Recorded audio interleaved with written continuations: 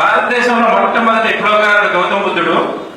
బుద్ధుడి టైంలో అంతకుముందు ఈ వర్ణ వ్యవస్థ ఏడుకొని శూద్రులు, పంచములు అనే వ్యక్తుల్ని కంప్లీట్ గా నడుస్తుంటే ముంత కట్టుకొని మెండలో వెళ్ళాలి. ఉమ్ము వస్తే భూమి మీద వేయకూడదు, ఆ కుండలో వేసుకుంటూ వెళ్ళాలి. ఒకవేళ నడుస్తుంటే వెనక పదాలా కట్టి తొప్పటి వాళ్ళు నడిచిన పదాలను తుడుచుకుంటూ వెళ్ళాలన్నమాట. అటువంటి కాలంలో గౌతమ బుద్ధుడు రాజ్యాంగాన్ని వదిలేసి వాళ్ళ కోసం ఆశ్రమాలు పెట్టి వాళ్ళందరినీ చదివించడం జరిగింది. మొట్టమొదట శూద్రులకి అలానే పంచములకి అవకాశం కల్పించిన వ్యక్తి బుద్ధుడు.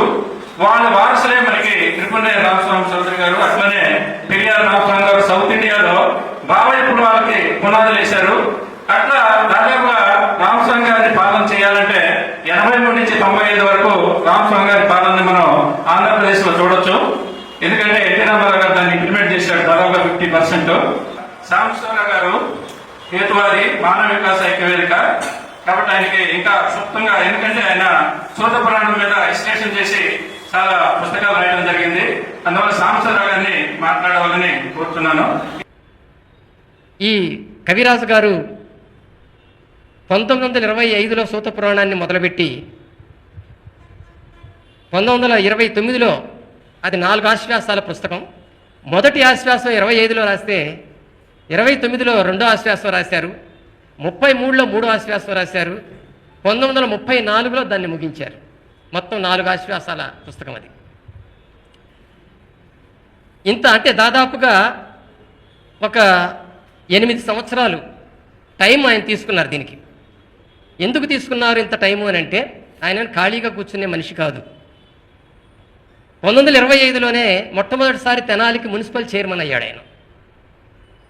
ఒక పక్కన మున్సిపల్ చైర్మన్ ఉద్యోగం అంటే ఆ పనులు విధులు చేస్తూ, మరో ప్రక్కన ప్రజల్లో చైతన్యపరచడానికి తెనాలి చుట్టుపక్కల ఉన్నటువంటి ప్రాంతాల్లో అనేక ఉపన్యాసాలు ఇస్తూ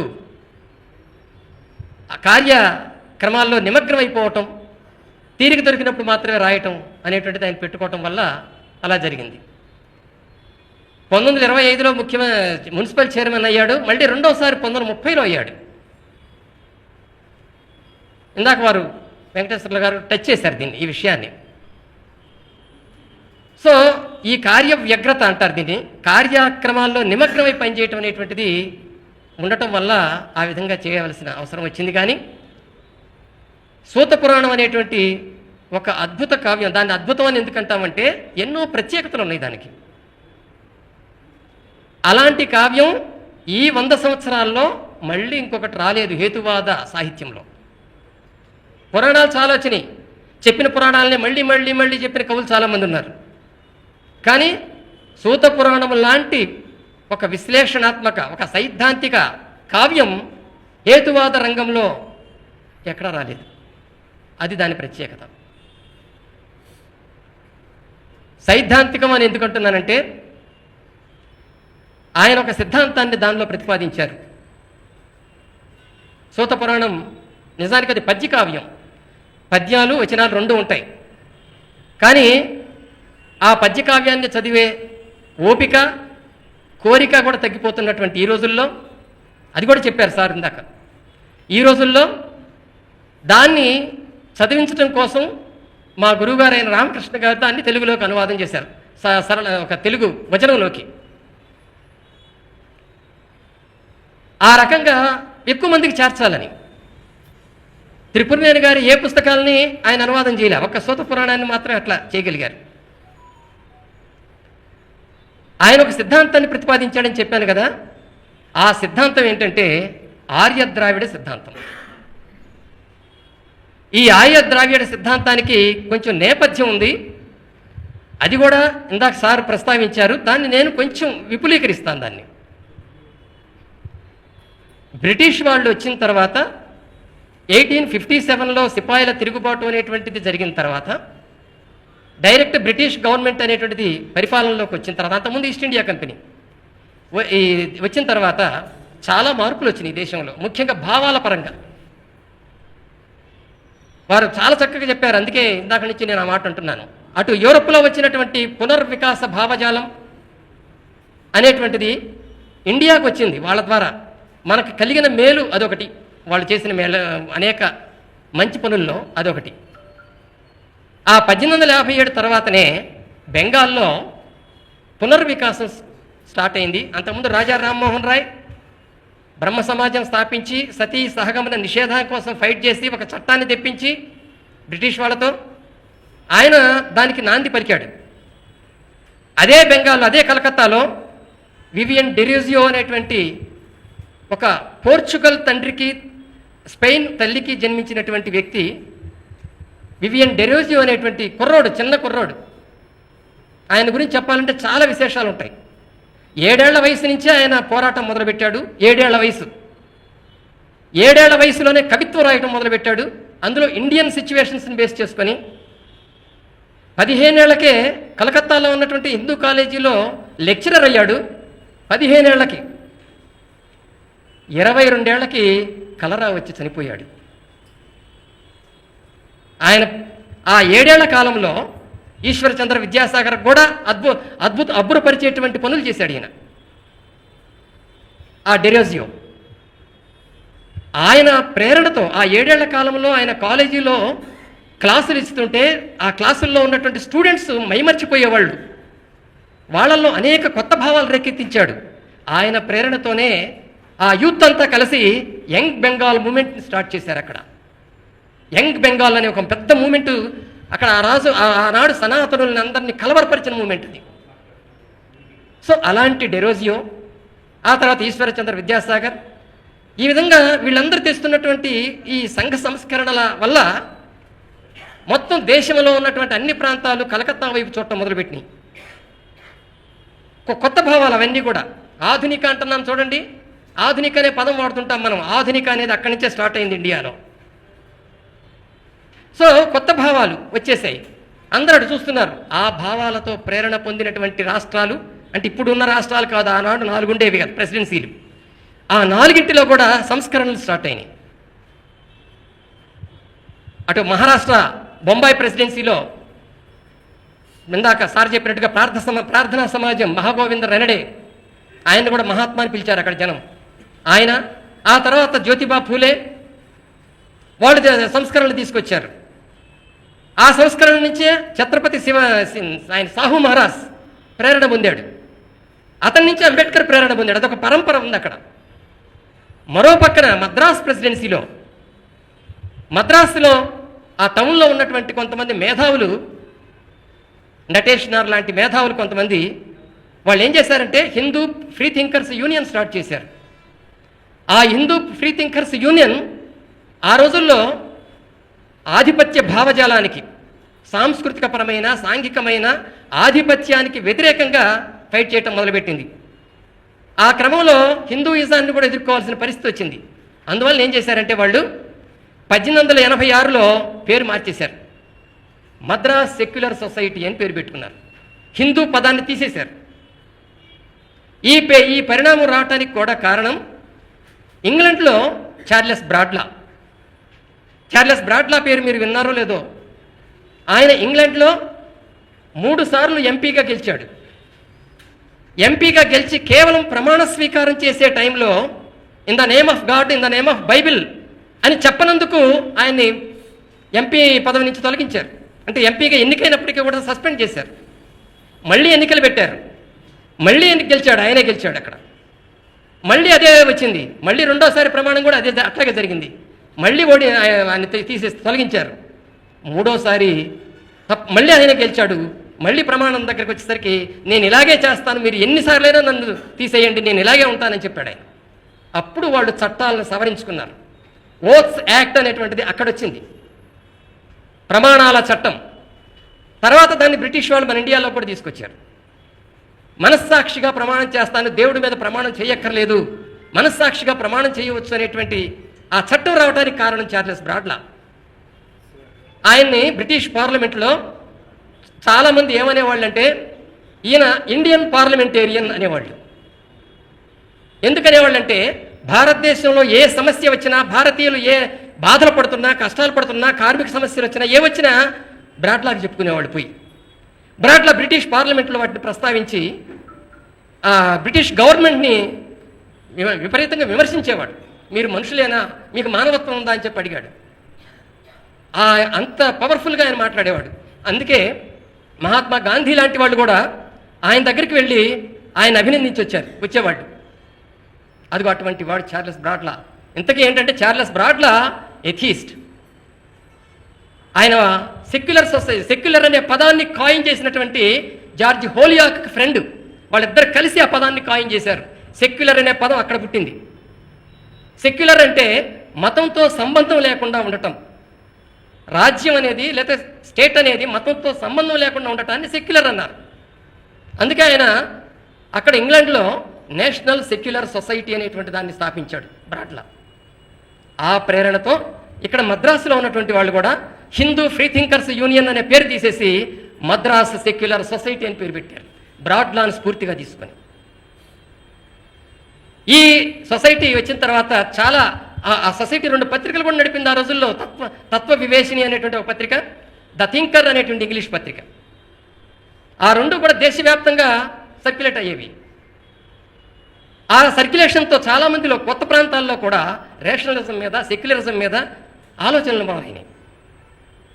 ఈ నేపథ్యంలో నుంచి, ఈ ప్రేరణలో నుంచి వచ్చిందే 1916లో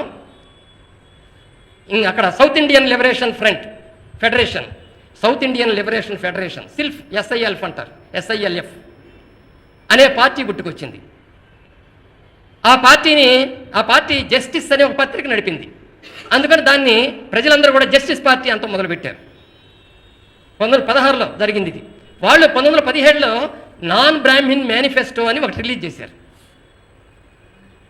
ఆ రోజుల్లో మద్రాస్ ప్రెసిడెన్సీలో బ్రిటిష్ వాళ్ళ యొక్క ఉద్యోగాల్లో 97% ఉద్యోగాలు కేవలం బ్రాహ్మణులకు మాత్రమే ఉండేవి. విచిత్రం చూడండి, 3% మాత్రమే ఇతర కులాలకు ఉండేవి. జనాభా చూస్తే 97% నాన్ బ్రాహ్మిన్స్ ఉండేవాళ్ళు, 3% మాత్రమే బ్రాహ్మిన్స్ ఉండేవాళ్ళు. అంటే రివర్స్ అయిందనమాట కేసు. దాన్ని జస్టిస్ పార్టీ ఎత్తి చూపింది, ఆ నాన్ బ్రాహ్మిన్ మేనిఫెస్టోలో ఎత్తి చూపింది అనమాట. ఇక అక్కడి నుంచి జనంలో దానికి ఆదరణ మొదలైంది. 4 ఏళ్లలోనే అధికారంలోకి వచ్చింది. 1920 నుంచి 1937 వరకు అధికారంలో ఉంది జస్టిస్ పార్టీ. ఆ టైంలో అనేక సంస్కరణలు తీసుకొచ్చింది.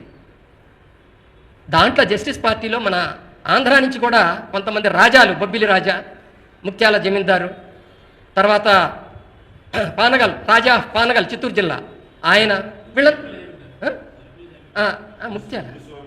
మునిస్వామి నాయుడు, వీళ్ళందరూ మెంబర్స్ దాంట్లో. అందులో మునిస్వామి నాయుడు చీఫ్ మినిస్టర్గా కూడా చేశాడు మద్రాస్ ప్రెసిడెన్సీకి. సో ఇదొక చరిత్ర.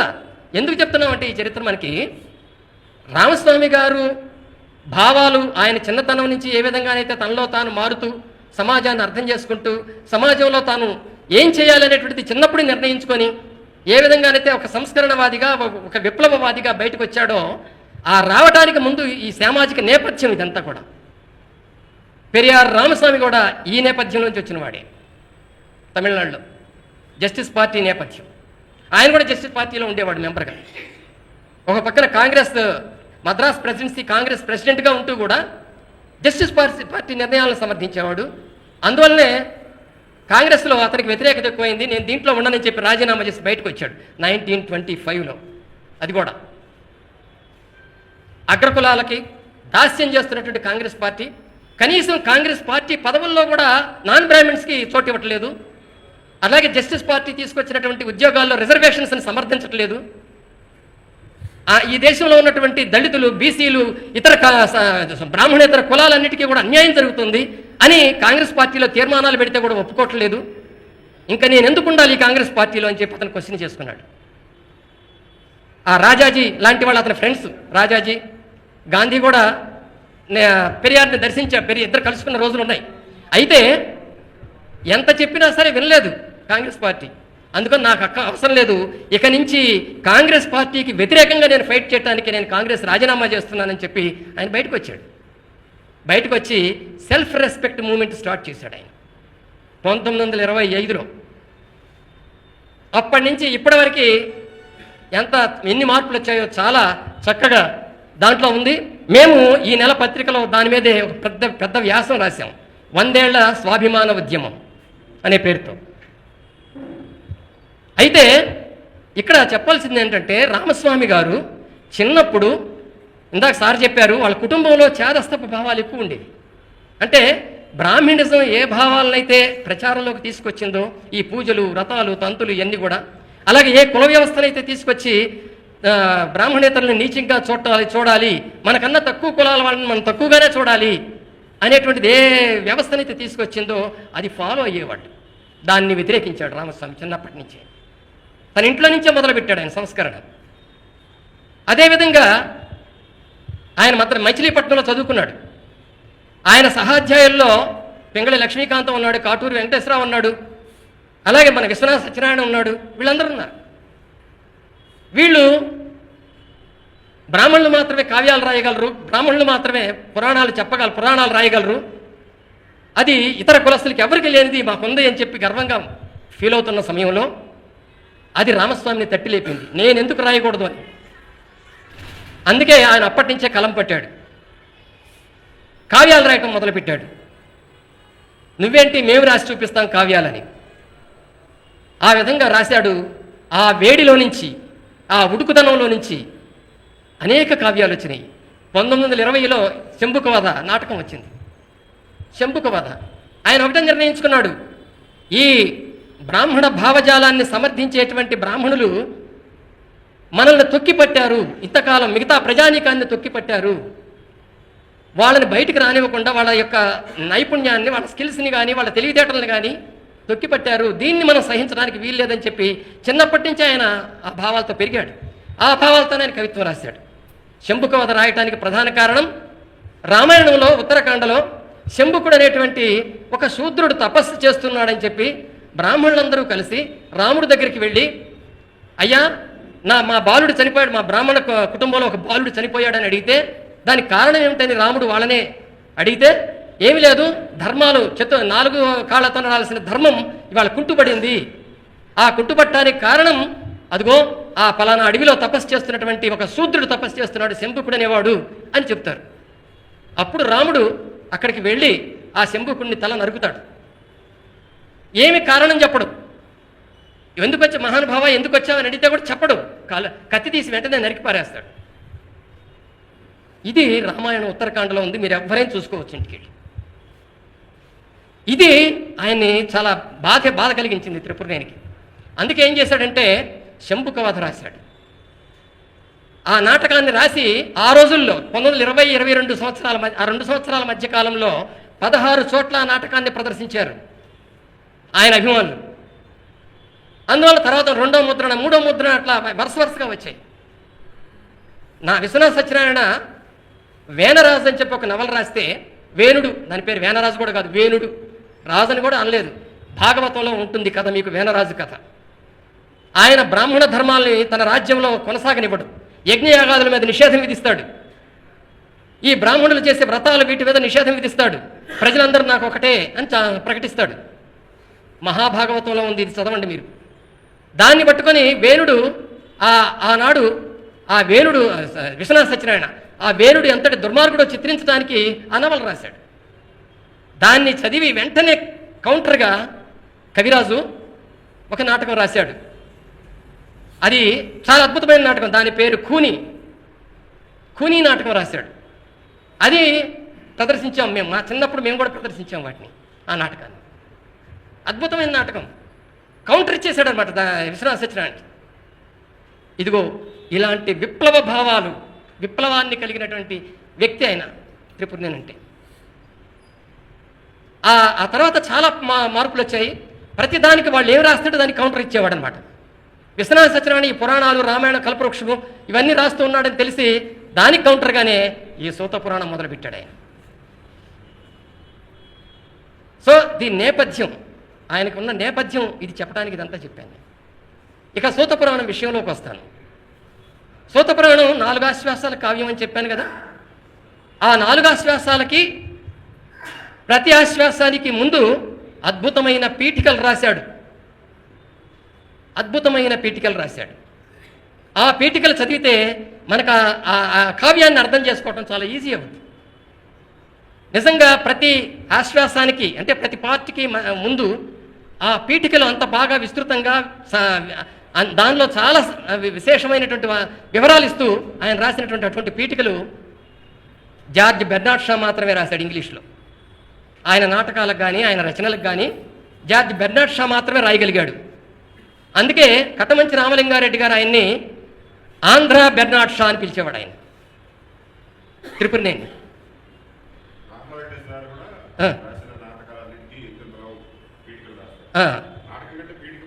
అవును, నార్ల వెంకటేశ్వరరావు గారు. అవును అవునవును, అది రామస్వామి గారి ప్రభావం అండి, రామస్వామి గారి ప్రభావం అది. సో ఆ విధంగా ఆ సూత పురాణంలో ఉంటాయి. ఆ సూత పురాణంలో 4 ఆశ్వాసాల్లో చెప్పిన కథ మీకు బ్రీఫ్గా చెప్తాను, ఎందుకంటే చాలామంది చదివి ఉండరు అనుకుంటున్నాను నేను. మొదటి ఆశ్వాసం అనేది, ఆ మొదటి ఆశ్వాసానికి సంబంధించిన పీఠిక స్టార్ట్ చేస్తూ ఆయన ఒక పద్యం రాస్తాడు.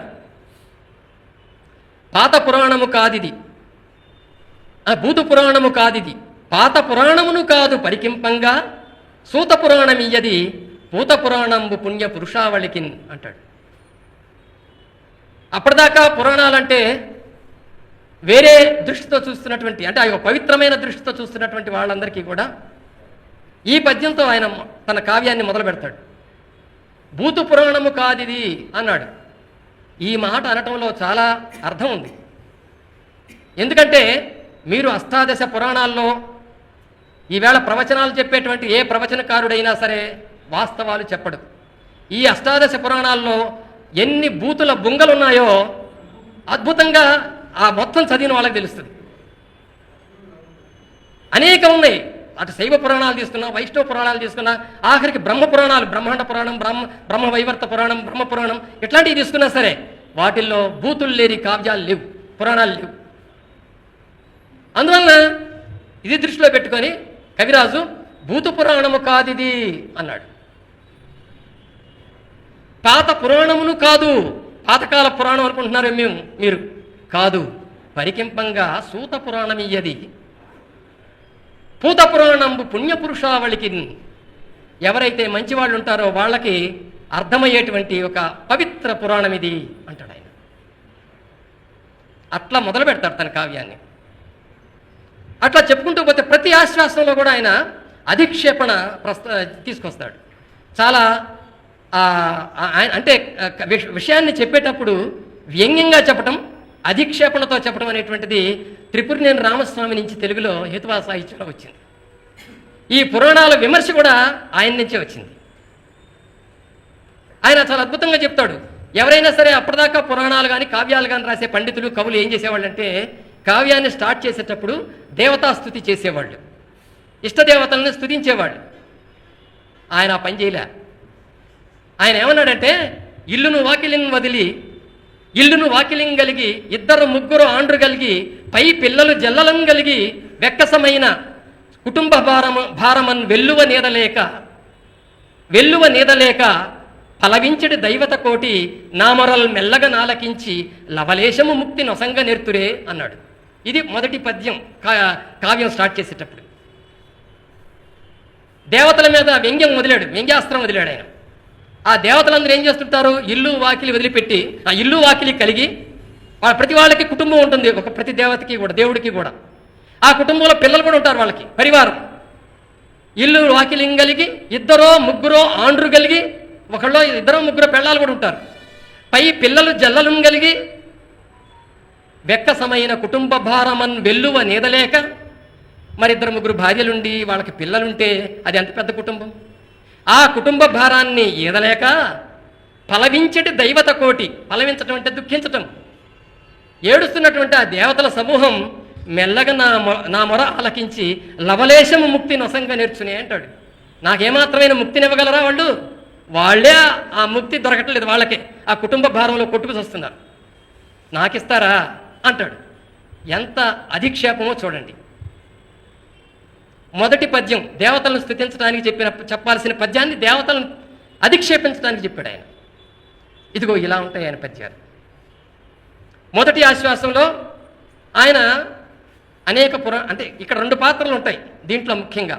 ఒకటి సూతుడు, రెండవది త్రిపురనేని కవిరాజు. ఆ 2 పాత్రలతో నడుస్తుంది కథ. ఆయన ఏం చేస్తాడంటే కవిరాజు ప్రతిరోజు పుస్తకాలు చదువుతుంటే అనేక సందేహాలు వస్తుంటాయి ఆయనకి. ఈ సందేహాలని ఎవరడిగినా తీర్చట్లా, ఏ పండితుల దగ్గర పోయినా తీర్చట్లా, ఏ కవులను అడిగినా తీర్చట్లా, ఏ మేధావులను అడిగినా తీర్చట్లేదు. ఈ పురాణంలో ఇట్లెందుకు ఉంది, అట్లెందుకు లేదు అని అడుగుతుంటే చెప్పట్లే. ఒకరోజు విసిగిపోయి ఈ పురాణాలు రాసింది ఎవరు అని ఆలోచిస్తాడు. సూతుడు. ఆయన్ని అడిగితే పోలే, వీళ్ళందరూ చెప్పలేరు కానీ ఆయన దగ్గరికి వెళ్ళి అడిగితే సరిపోద్ది కదా అనుకుంటాడు. అనుకొని ప్రయాణం అయిపోతాడు. విజయవాడ నుంచి మొదలుపెట్టి ట్రైన్ జర్నీ, దాంట్లో ప్రయాణం అయ్యి ఒక్కొక్క స్టేషన్ దాటుకుంటూ ఆయన మధ్యలో మార్గ మధ్యంలో ఆయన చూసిన ప్రదేశాలేవో వాటిని వర్ణించుకుంటూ చిట్ట చివరికి హిమాలయాల్లో ఉన్నటువంటి సూతాశ్రమానికి చేరుకుంటాడు. ఇది మొదటి ఆశ్వాసంలో ఉన్నటువంటిది. సూతుడిని చూడగానే నిజానికి ఆ ప్రయాణం చేసి వచ్చిన బడలికలు అతను స్పృహ తెప్పి పడిపోతే ఆ సూతుడు వచ్చి అతన్ని లేపుతాడు. బాబు, ఎవరు నువ్వు, ఎందుకు వచ్చావని అడుగుతాడు. అయ్యా, నేను ఇట్లా ఆంధ్ర ప్రాంతం నుంచి వచ్చాను, నా పేరు త్రిపురనేని రామస్వామి, మీరు పురాణాలు చెప్పారు చాలా, ఎవరడిగినా నా సందేహాలు తీర్చట్లేదు, అందుకే మీ దగ్గరికే వచ్చాను స్వామి అంటాడు. అయితే ఇప్పుడు నీకు చెప్తే నాకు వచ్చే ఉపయోగం ఏంటంటాడు. నాకు ఉపయోగం కాదు, నా ద్వారా చాలామందికి ఉపయోగం ఉంటుంది, కాబట్టి దయచేసి చెప్పండి అని అడుగుతాడు. అప్పుడు ఆయనకి వ్యాసుడు చెప్పిన మాట గుర్తుకొస్తుంది సూతుడికి. సూతుడే వ్యాసుడిని పురమాయిస్తాడు. ఏమని?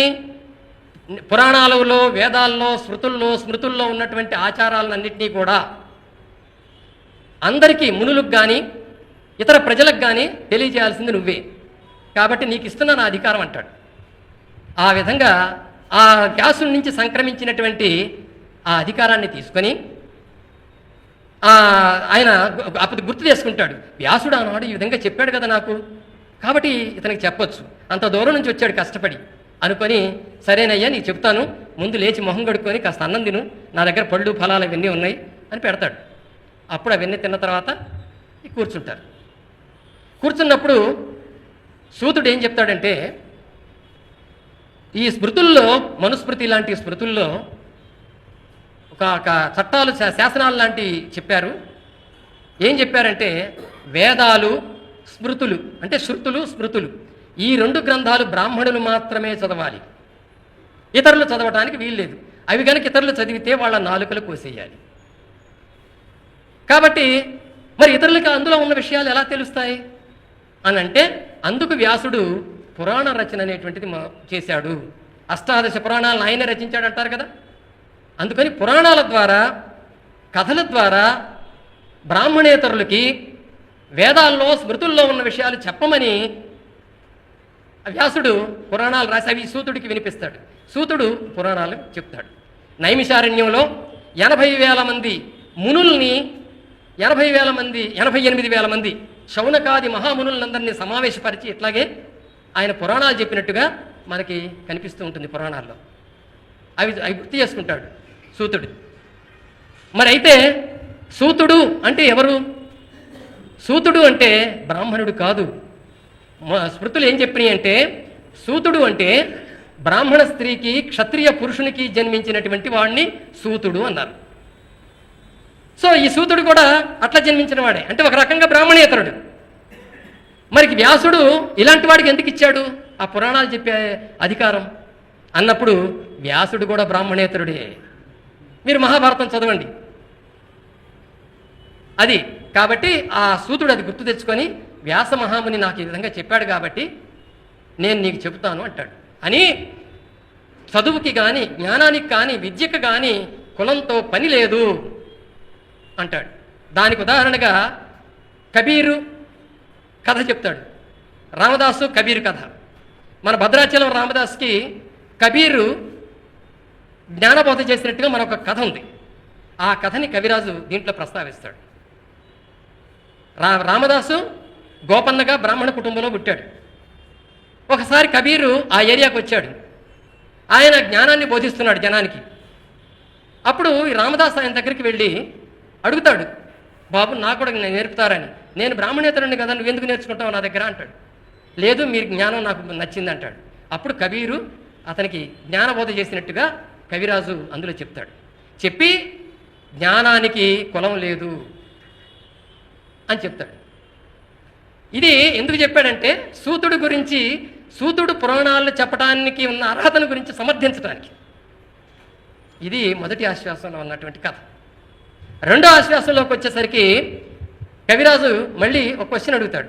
పురాణాలు ఏ పురాణం తీసుకున్నా సరే మీకు దేవతలు, దేవుళ్ళు, ఇంద్రుడు, వరుణుడు లాంటి వాళ్ళు, అలాగే మహామునులు, అలాగే అక్కడ స్వర్గలోకంలో విహరించేటువంటి బ్రాహ్మణ యజ్ఞయాగాదులు చేసిన సోమయాజులు, తర్వాత అక్కడ రంభ, ఊర్వశి, మేనక లాంటి వాళ్ళు ఇచ్చే సుఖాలు, ఇవన్నీ ఉన్నాయన్నారు కదా, అది నిజమెంత స్వామి అని అడుగుతాడు. అప్పుడు సూతుడు తన అనుభవాలు చెప్తాడు. నేను ఒకసారి స్వర్గానికి వెళ్ళాను, అవే చెప్తాను నీకు అని చెప్పి చెప్తాడనమాట. అందులో స్వర్గానికి వెళితే మొట్టమొదటి దానిలోకి ఎంటర్ కాగానే స్వర్గం ఎక్కడుందో కూడా చెప్తాడు. అది కవిరాజు ఊహ. స్వర్గం ఎక్కడుంది? హిమాలయాల్లో నుంచి వాటిని దాటుకుంటూ త్రివిష్టపం వెళ్ళాలి, ఆ త్రివిష్టపం స్వర్గం ఉంటుంది అంటాడు ఆయన. త్రివిష్టపం అంటే ఈవేళ టిబెట్ అంటున్నాం దాన్ని మనం. కాబట్టి చాలా ఎత్తైన ప్రదేశంలో ఉంటుంది టిబెట్. అదిగో ఆ త్రివిష్టపం అనే పేరు స్వర్గానికి ఉన్న పర్యాయ పదాల్లో ఒకటి. దాన్ని తీసుకొని అక్కడికి వెళ్ళాలంటాడు ఆయన. ఆ సూతుడు అక్కడికి వెళ్ళానని చెప్తాడు. వెళితే ఆయనకి ఏం కనిపించినాయి అట? ఏవో చెట్లు కనిపించినాయి. ఎక్కడ చూసినా వేశ్యలతో శృంగార కార్యకలాపాలు సాగిస్తున్నటువంటి రకరకాల వాళ్ళు కనిపిస్తున్నారు. అందులో ముఖ్యంగా సోమయాజులు దంధ్యాలు వేసుకుని వాళ్ళు చేస్తున్నారు శృంగార కార్యకలాపాలు. కొంతమంది వేశ్యలు వాళ్ళని తిడుతున్నారు, అయినా సరే వెంటబడుతున్నారు. అలాగా అవన్నీ చూస్తాడు. తర్వాత ఇంద్రుడి దగ్గరికి వెళ్తాడు. ఇంద్రుడు అనగానే మనకి పురాణ కథల్లో ఏమని కనిపిస్తుంది అంటే ఆయన సహస్రాక్షుడు, 1000 కన్నులు కలవాడు అని కనిపిస్తుంది మనకి. ఆ ఇంద్రుడి దగ్గరికి వెళ్తాడు. ఆయన సూతుడు ఏం చెప్తాడంటే, నేను ఇంద్రుడిని చూశాను కానీ ఆయన సహస్రాక్షుడు కాదు, ఆయన ఒంటి మీద కళ్ళు లేవు, కాకపోతే ఒంటి నిండా పొడలు కనిపించినాయి అంటాడు. ఆ పొడల్నే వీళ్ళు అక్షులని వర్ణించారు అంటాడు. అవి నేను వర్ణించలేదు, ఈ పండితులు వర్ణించుకున్నారు. అది ఆ పొడలు ఎందుకు వచ్చినాయి అంటే ఈ విపరీత విచ్చలవిడి శృంగారం వల్ల వచ్చాయి. అంటే సిఫిలిస్, గనేరియా లాంటి పొడలు. అవి చెప్తాడు ఆయన సూతుడు. సో ఇంద్రుడిని సహస్రాక్షుడు అనకండి, 1000 కన్నులు నాకు కనిపించలేదు, ఒడలి నిండా ఇవి కనిపించినాయి అని చెప్తాడు ఆయన. శరీరం నిండా ఇవే కనిపించినాయి నాకు అంటాడు. అందువల్ల అది చూశాను. అయితే అక్కడ నాకు ఒక దృశ్యం కనిపించింది. అదేమిటంటే బృహస్పతి, మనువు వీళ్ళిద్దరూ వాదులు ఆడుకుంటున్నారు. బృహస్పతి అంటే దేవతల గురువు, మనువు అంటే మనోధర్మశాస్త్రం రాసినవాడు. అక్కడికి వాళ్ళ దగ్గరికి పోయి విన్నాను నేను ఆ వాదాన్ని అన్నాడు. ఏం వాదుకుంటున్నారట? బృహస్పతి అంటున్నాడట, ఏమయ్యా మనువు, నీకు ఏమాత్రం బుర్ర ఉందా, బుద్ధి ఉందా? నువ్వు మనుస్మృతి పేరుతో రాసి పడేశావు, వర్ణాలని, కులాలని, అవని, వాళ్ళ విధులని రాసి పడేశావు. ఏమన్నా న్యాయంగా ఉందా ఇది? మనుషులందరూ సమానం అని నీకు తెలియదా? చూడు ఈవేళ నిన్ను భూలోకంలో నీ గురించి ఏమనుకుంటున్నారో అని చూపిస్తాడట, దివ్య దృష్టితో చూపిస్తాడు. చూపిస్తే అందరూ ఇట్లా మీటింగులు పెట్టి మనువుని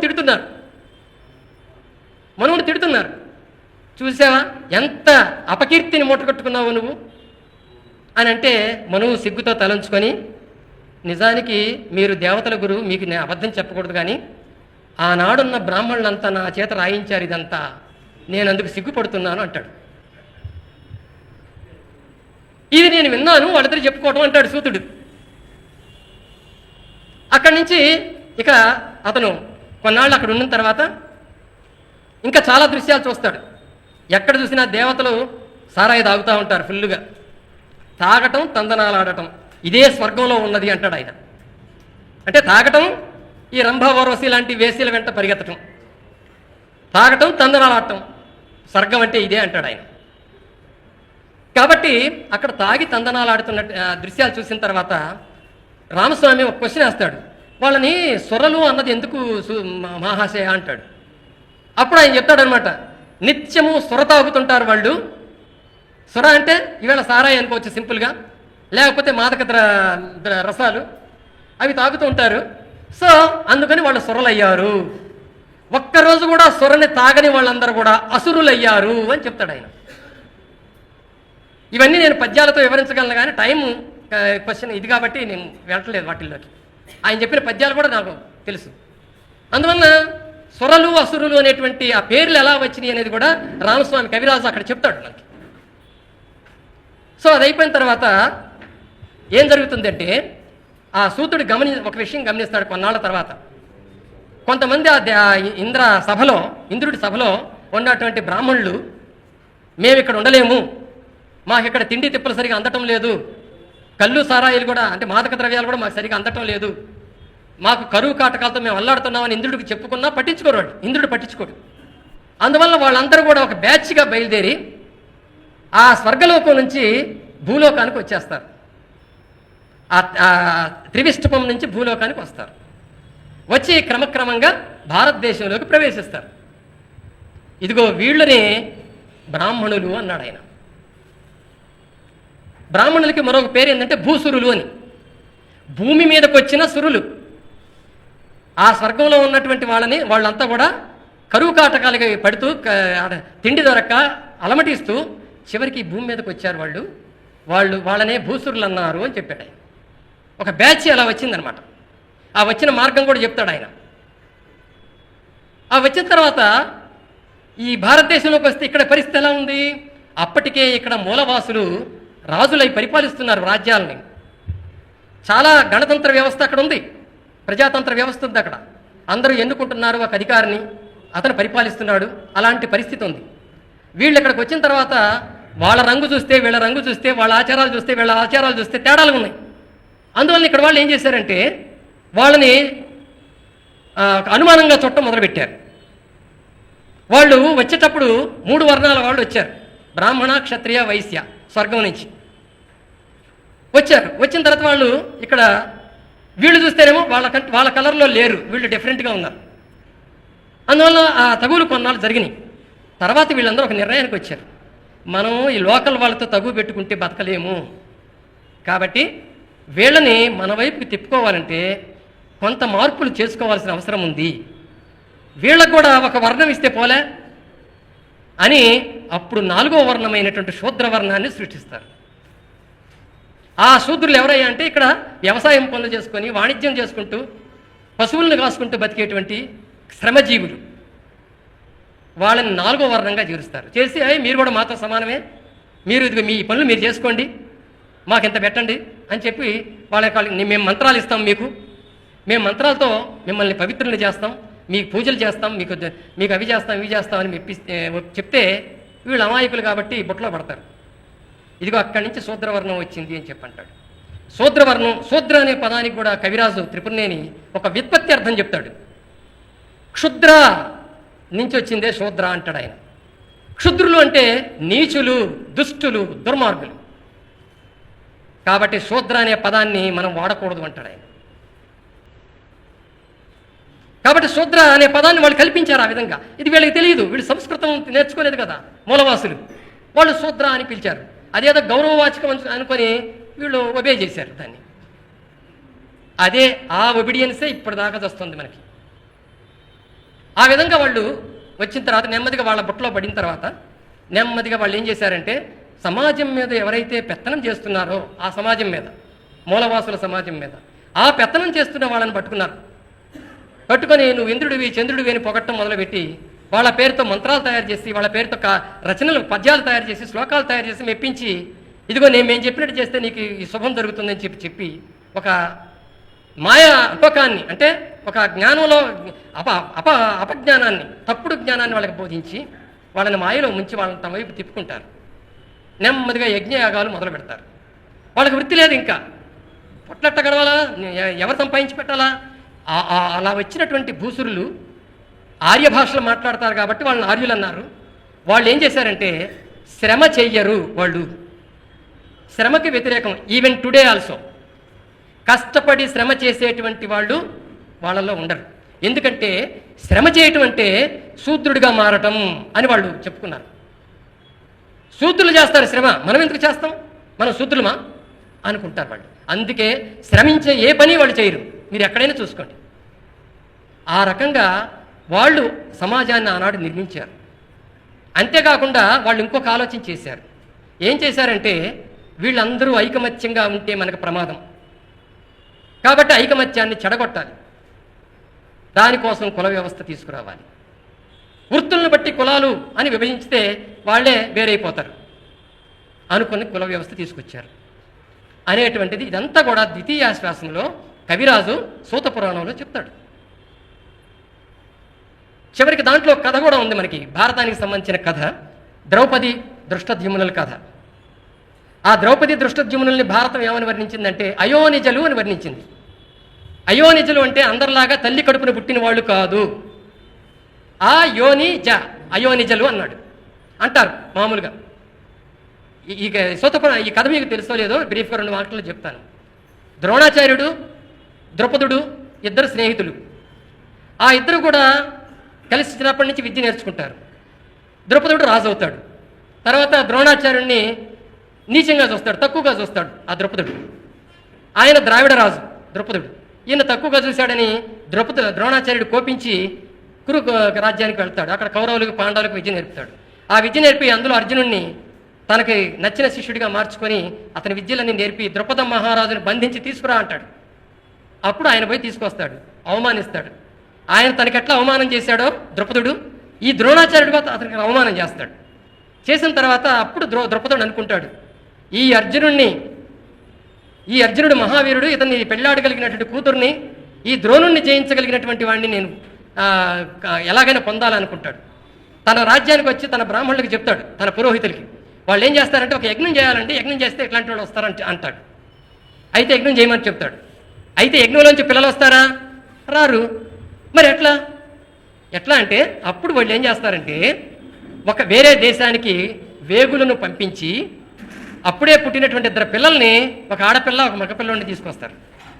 తీసుకొచ్చి యజ్ఞగుండం దగ్గర వాళ్ళని పెట్టి ఆ ద్రౌపద మహారాజుని రప్పించి, ఇదిగో వీళ్ళు పుట్టారండి యజ్ఞంలోంచి అంటారు. ఆయన నమ్మేస్తాడు. నమ్మేసి తీసుకుంటాడు. వాళ్లే ద్రౌపది అన్ను దృష్టద్యుమ్నుడు. ఇదిగో ఈ మాయల మరాఠీలు వీళ్ళు, బ్రాహ్మణులు ఇలాంటి పనులు చేసి జనాన్ని, అంటే వాళ్ళ మెప్పు కోసం, వాళ్ళ యొక్క ప్రాపకం కోసం, వాళ్ళు బతకడం కోసం ఇలాంటి అబద్ధాలు కూడా చేస్తారని చెప్పడానికి ఆయన కథ రాస్తాడు. ఇది 2వ ఆశ్వాసంలో ఉంటుంది మీకు. ఇక 3వ ఆశ్వాసానికి వెళితే అది 2 పార్ట్లుగా ఉంటుంది. ఒకటి యథార్థ ప్రహ్లాద చరిత్ర, 2వది యథార్థ రామాయణం అనే పేర్లతో ఉంటాయి. అందులో యథార్థ ప్రహ్లాద చరిత్ర, ప్రహ్లాదుడి కథ మీ అందరికీ తెలుసు, నేను చెప్పక్కర్లా. అందులో ఏం చెప్తాడంటే ఒక ఘట్టం మనం గుర్తుంచుకోవాలి. ఒకటి, ప్రహ్లాదుడు హిరణ్యకశిపుడు తపస్సు చేయడానికి వెళ్ళినప్పుడు ఆయన భార్య గర్భవతి. నారదుడు ఆ గర్భవతిని తన ఆశ్రమానికి తీసుకువెళ్ళి ఆశ్రమంలో ఆ గర్భస్థ పిండానికి వైష్ణవాన్ని గురించి, విష్ణువుని గురించి, ఆ కథల గురించి బోధిస్తాడు. విష్ణు మంత్రాన్ని కూడా బోధిస్తాడు, ఓం నమో నారాయణాయ అనే మంత్రాన్ని. దాన్ని పిండ దశలోనే అతను నేర్చుకుంటాడు. ఇంకొక పక్కన హిరణ్యాక్షుడు అని ఉంటాడు. ఆ హిరణ్యాక్షుడు హిరణ్యకశిపుని తమ్ముడు.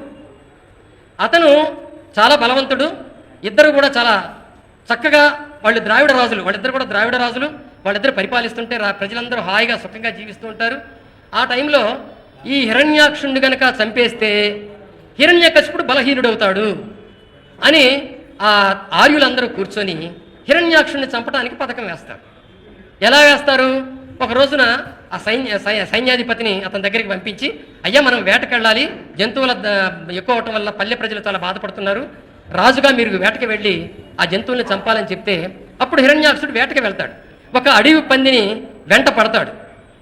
వెంట పడితే వెనక నుంచి ఈ బ్రాహ్మణులు నియోగించినటువంటి సైనికులు వచ్చి ఆ హిరణ్యాక్షుడిని వెన్నుపోటు పొడుస్తారు. వెన్నుపోటు పొడిచి చంపేస్తారు. బయటకు వచ్చి ఏం చేస్తారంటే అడవి పంది పొడవటం వల్ల, ముక్కుతో పొడవటం వల్ల, కొమ్ముతో పొడవటం వల్ల హిరణ్యాక్షుడు చనిపోయాడని కథ సృష్టిస్తారు. ఇది కవిరాజు గారు మనకి దాంట్లో చెప్తాడు. ఈ కథ విన్న తర్వాతనే హిరణ్యకశిపుడికి చాలా బాధేస్తుంది, ఏడుపు వస్తుంది, దుఃఖిస్తాడు. నా కుడి భుజమైనటువంటి నా తమ్ముడు ఇట్లా అయిపోయాడని. అందుకని ఇంతకన్నా ఎక్కువ శక్తిని సంపాదించుకోవాలని అప్పుడు తపస్సుకి వెళ్తాడు. ఆ తపస్సు నుంచి వచ్చేలోపుగా ఆ భార్య కడుపులో పెరుగుతున్న ప్రహ్లాదుడిని వైష్ణవుడిగా మారుస్తాడు నారదుడు. శిశువు పుట్టిన తర్వాత 2-3 ఏళ్ళు అయిన తర్వాత అప్పుడు వస్తాడు హిరణ్యకశిపుడు. ఆ తర్వాత ప్రహ్లాదుడిని చూసి మురిసిపోతాడు, కొడుకు పుట్టాడని సంతోషిస్తాడు. కానీ ఎప్పుడు విష్ణునామాన్నే స్మరిస్తూ ఉంటాడు. అది ఆయనకి నచ్చదు. ఎందుకంటే ద్రావిడ రాజులు, ఇంకా చెప్పాలంటే ద్రావిడులు శైవులు.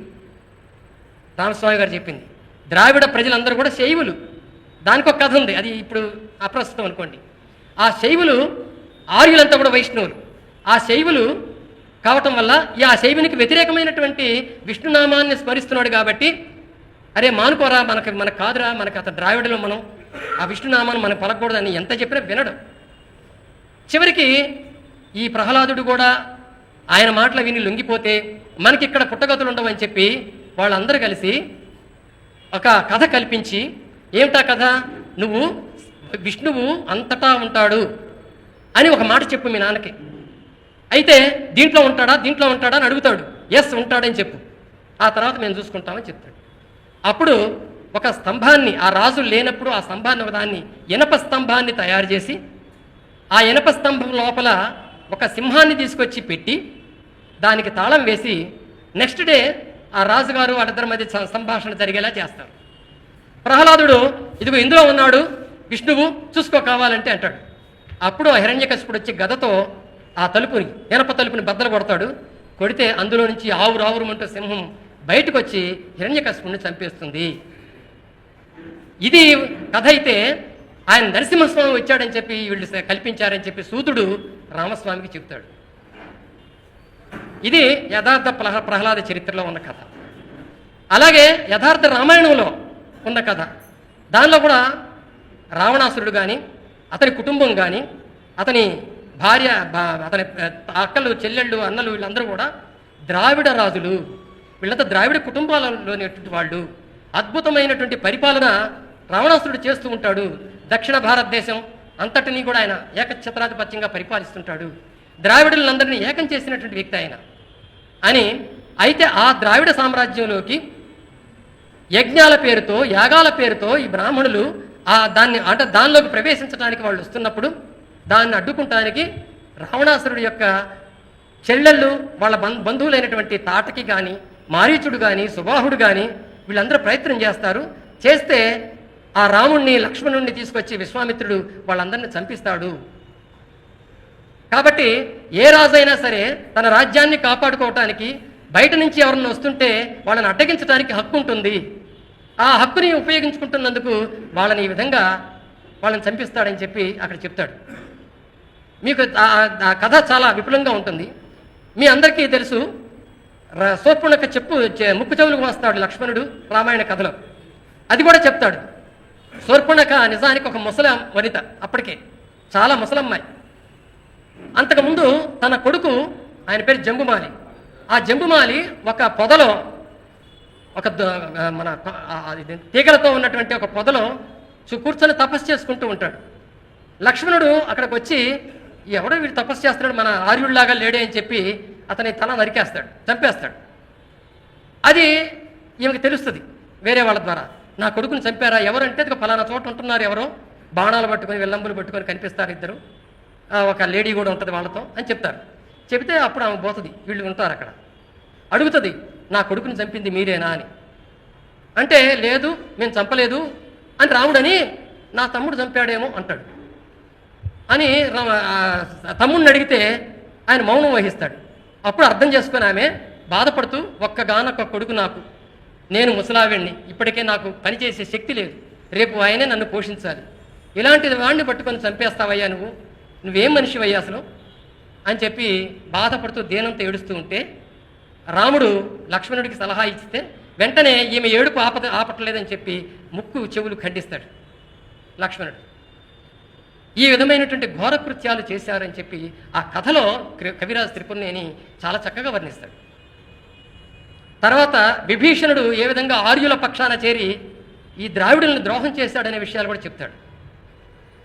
అలాగే రావణాసురుణ్ణి రాముడు చంపిన విధానం కూడా రాజులకి వ్యతిరేకమైనటువంటి విధానం అది అని చెప్తాడు. ఆ విధానాన్ని కూడా వర్ణిస్తాడు అవన్నీ కూడా. అందువలన యథార్థ రామాయణంలో రామాయణాన్ని కొత్త రకంగా చూపిస్తాడు మనకి త్రిపురనేని. అంతేకాదు రావణుడు కోయ జాతికి చెందినవాడు అని చెప్తాడు ఆయన. ఆయన అసలు పేరు రావణ అనా కాదు, రావణ. ఇప్పటికి కూడా కోయ జాతిలోకి మీరు వెళ్తే ఈ పేర్లు ఉంటాయి, మీకు వినిపిస్తుంటాయి, వాళ్ళు ఆ పేర్లు పెట్టుకొని ఉన్నారని చెప్తాడు. అది నిజమే. ఎందుకంటే ఈవేళ మనం శ్రీకాకుళం జిల్లా ఇచ్చాపురం దగ్గర కానీ విజయనగరం జిల్లాలో ఉన్నటువంటి కోయ జాతిలో కానీ కోతి జాతిలో కానీ మీరు వెళితే ఈ పేర్లు పెట్టుకున్నట్టు కనిపిస్తారు మీకు. అలాగే శూర్పణఖ పేరు, శూర్పణఖ అంటే అర్థం ఏంటంటే చేట లాంటి గోల్డ్ కలది అని అర్థం. శూర్పం అంటే చేట, నఖాలంటే గోల్డ్. చేట లాంటి గోల్డ్, పెద్ద పెద్ద గోల్డ్ ఉంటాయని, అంటే వికారంగా వర్ణించడానికి ఆ పదాలు పెట్టారు. కానీ ఆమె శూర్పణఖ కాదు, చుప్పనాక అంటాడు కవిరాజు. చుప్పనాక అంటే అచ్చ తెలుగులో, ఆనాడున్నటువంటి అచ్చ తెలుగులో అంటే కోయ భాషలో అందమైన స్త్రీ అని. ఆ చుప్పనాక అనే పదాన్ని శూర్పణఖగా మార్చారు అంటాడు. ఇలా అనేక కొత్త అర్థాలను కూడా మనకి ఆనాడు చెప్తాడు ఆయన. అలాగే జంబుమాలి అని కానీ, ఇంకా తాటకి అనే పేర్లు కానీ, మారీచుడు, సుబాహుడు, వీటన్నిటికీ కూడా వాళ్ళు చెప్పిన అర్థాలు వేరు, ఈయన చెప్పినటువంటి అర్థాలు వేరు. ఈ విధంగా 3వ ఆశ్వాసం ముగుస్తుంది. 4వ ఆశ్వాసం భారతాన్ని, భాగవతాన్ని, బ్రహ్మాండ పురాణాన్ని రెండింటిని బేస్ చేసుకొని రాసినటువంటి కావ్యం ఆశ్వాసం.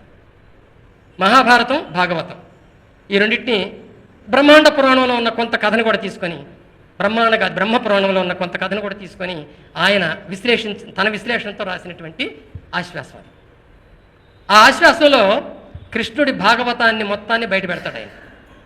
చిన్నప్పుడు చేసేటువంటి ఆ కృష్ణుడి చేష్టలు, గోపికల ఇళ్లలోకి వాళ్ళ చీరలు లాగటం, గోపికల బట్టలు ఆరేసుకుంటే వాటిని చించేయటం, వాళ్ళు వెన్న పెట్టుకుంటే ఆ వెన్నల్ని దొంగిలించటం, ఇవన్నీ చెప్పి వాళ్ళు స్నానాలు చేస్తుంటే దొంగచాటుగా చూడటం, ఇట్లా కృష్ణుడు చేసిన చాలా పనుల గురించి చెప్తాడు. చెప్పి ఇవన్నీ పురాణ పండితులు సూత్రుడితో చెప్పిస్తాడు ఈ మాట. ఇవన్నీ పురాణ పండితులు కృష్ణలీలలు, కృష్ణ విలాసాలు అని వర్ణిస్తారు. ఆ పేరుతో ఒక దొంగని, ఒక మాయావిని గొప్పవాడిగా చిత్రించడానికి ప్రయత్నం చేస్తారు. ఇవి నేను రాయలేదు త్రిపుర రామస్వామి అంటాడు ఆయన సూతుడు. ఇవి నేను రాయలేదు, వాళ్ళు రాసుకున్నారు అవి. ఇవి నేను చెప్పలేదు కూడా ఎవరికి అంటాడు ఆయన. ఆ విధంగా కృష్ణుడి జీవితం దగ్గర నుంచి మొదలు పెడతాడు. కృష్ణుడు క్రమక్రమంగా ఒక రాజకీయ నాయకుడిగా ఎదుగుతాడు. ద్రావిడ జాతిలో పుట్టినటువంటి కృష్ణుడు ఆర్యీకరణ చెంది ఆర్యుల వైపుకి వెళ్తాడు. ద్రావిడ రాజుల మీద పగ తీర్చుకోవటానికి చాలామందితో అక్రమ యుద్ధాలు జరిపిస్తాడు. పౌండ్రక వాసుదేవుడు లాంటి ద్రావిడ రాజుని చంపిస్తాడు అక్రమంగా భీముడితో, అర్జునుడితో. అలాగే జరాసంధుడు లాంటి ద్రావిడ రాజుని భీముడితో అక్రమంగా చంపిస్తాడు. ఇవన్నీ దాంట్లో ఉంటాయి మనకి ఈ ఆశ్వాసంలో. అంటే చివరికి ఏం చెప్తాడంటే, వీళ్ళందరూ అంటే కృష్ణుడు ఈవేళ భగవంతుడు, తర్వాత లీలా మానుష విగ్రహుడు అని చెప్పి వర్ణిస్తుంటారు. అవన్నీ కరెక్ట్ కాదు. కృష్ణుడు ఒక పర్వెర్టెడ్ పొలిటికల్ లీడర్, రాజకీయాలను కుశ్చితంగా మార్చినటువంటి ఒక లీడర్ అని చెబుతూ ఆయన ఎక్కడెక్కడ మార్చాడో చాలా వివరాలు ఇస్తాడు ఆయన. అందుకే తప్పనిసరిగా చదవాల్సింది ఇట్లాంటివి మనకి. ఇంకొకటి, ఏ పురాణ పండితుడు మన తెలుగు నేల మీద ఇంతవరకు చెప్పని విషయం ఏంటంటే, అసలు కృష్ణుడు హిస్టరీ, దానికి ఒక క్రానలాజికల్ ఆర్డర్, ఆయన ఏ టైంలో ఏమేం చేశాడు, ఎవరెవరితో వైరం పెట్టుకున్నాడు, ఎందుకు శిశుపాలుని చంపాడు, దానికి వెనుకున్న కారణాలు ఏమిటి, ఎవ్వరు ఇంతవరకు చెప్పలేదు. ఒక్క త్రిపురనేని రామస్వామి మాత్రమే చెప్పాడు. అన్నిటికీ సంబంధం ఉంటుంది, ప్రతి దానికి సంబంధం ఉంటుంది. ఏకలవ్యుండి ద్రోణాచార్యుడు బొటన్ విరేలు అడుగుతాడు, ఎందుకు అడిగాడు అనేది కూడా చెప్తాడు. ఏకలవ్యుడు కృష్ణుడి బాబాయి కొడుకు, అతను కూడా రాజే. అయినా ఆయనకి విద్య నేర్పణ అంటాడు ద్రోణాచార్యుడు, రాజు అయినప్పటికీ కూడా. ఆ రకంగా విద్య నేర్పనందుకు సరే ఈయన ఆ ద్రోణుడి మనసులో పెట్టుకొని విద్య నేర్చుకున్నందుకు ఆయన నేర్పకుండానే ఆయన బొటన్ విరేలు అడిగే హక్కు ద్రోణాచార్యుడికి ఎక్కడుంది అని క్వశ్చన్ చేస్తాడు. సో అదే ఏకలవ్యుడు మహాభారత యుద్ధం జరిగినప్పుడు ఆయన ఎంత చక్కగా పోరాడతాడు అనేది కూడా మనకి చెప్తాడు. ఇదంతా చెప్పిన తర్వాత చివరికి కృష్ణుడు ఎలా చచ్చిపోయాడో కూడా చెప్తాడు. అందులో కృష్ణుడు ఇంత కథ నడిపినటువంటి ఆయన చివరికి ఒక బోయవాడి బాణపు దెబ్బకి చచ్చిపోతాడు. ఆ బోయవాడు కూడా అక్కడ ఏదో పక్షి ఉందనుకుని వేస్తే అది పోయి కృష్ణుడి కాలుకు తగులుతుంది, కాలి బొటన రేలుకు తగులుతుంది. అందులో రక్తస్రావం అయిపోయి చచ్చిపోతాడు కృష్ణుడు. మరి ఇంత భగవంతుడైనటువంటి వాడు, అందరినీ ఆదుకునేటువంటి వాడు, అందరికీ బాధలు వస్తే తీర్చేవాడు, అందరికీ అభయహస్తాన్ని అందించేవాడు, ఇలా చనిపోవటం ఏమిటి అని అంటాడు. ఇవన్నీ మనం ఆలోచించాల్సిన విషయం. చివరికి అర్జునుడు కూడా అంత విలుకాడయ్యి ఆ కురుక్షేత్రంలో జరిగిన యుద్ధం అంతా కూడా అధర్మ యుద్ధం అని చెప్తాడు ఆయన. అర్జునుడు కూడా బలహీనుడైపోయి చివరికి తన భార్యా పిల్లల్ని రక్షించుకోలేని బలహీనుడైపోయి బోయవాళ్ళ యొక్క దెబ్బలు తిని, బోయవాళ్ళతో తన్నులు తిని చివరికి పారిపోతాడు ముసలితనంలో. ఇవన్నీ కూడా మనకి మహాభారతంలో కొన్ని ఉన్నాయి, భాగవతంలో కొన్ని ఉన్నాయి. అవే తీసుకున్నాడు. అందువల్ల మనం అనుకుంటున్నటువంటి పాత్రలు అంత గొప్పవి. వాళ్ళ అమ్మాయి కూడా ఇక్కడే ఉంటారు హైదరాబాద్లో ఇప్పటికీ.